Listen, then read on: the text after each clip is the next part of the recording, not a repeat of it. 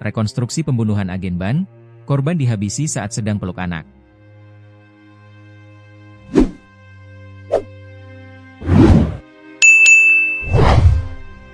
Rekonstruksi kasus pembunuhan agen ban BUMN, Wardatun Thaibah, 28, warga Desa Iman, Kecamatan Dukun, Kabupaten Gresik, Jawa Timur, Senin, 7 Juli 2025. Dua tersangka, Ahmad Midhol, 39, dan Asrofin, 40, dihadirkan langsung dalam rekonstruksi.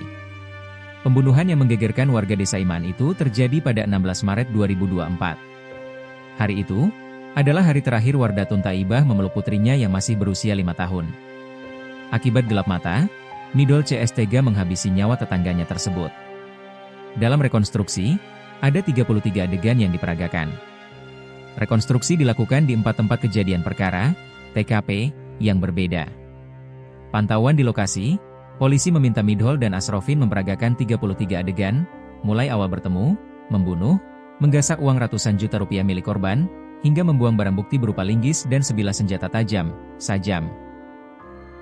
Petugas kepolisian juga memasang garis polisi di beberapa titik, termasuk di rumah korban dan rumah tersangka.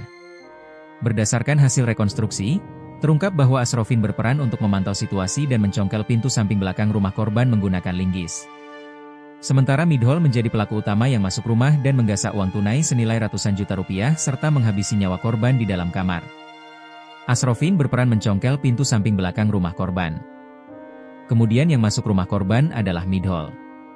KBO Satreskrim Polres Gresik, Ibtu Muhammad Nur Satyabudi, menyebutkan, saat reka adegan, tersangka Midhol yang berperan membunuh korban menggunakan pisau.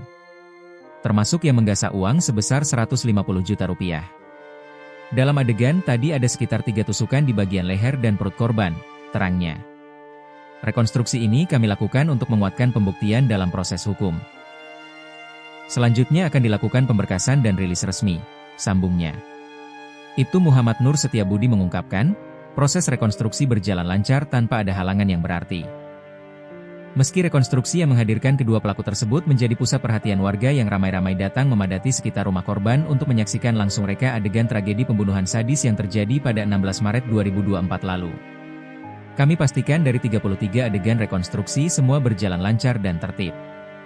Meskipun disaksikan banyak warga, tidak ada kendala berarti, terangnya.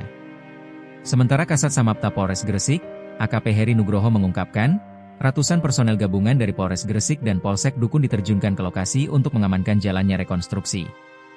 Kami menurunkan lebih dari 100 personel gabungan untuk mengamankan jalannya rekonstruksi, dan meski antusiasme warga sangat tinggi, namun kami pastikan semuanya berjalan tertib sampai seluruh proses rekaman adegan berakhir, imbuhnya.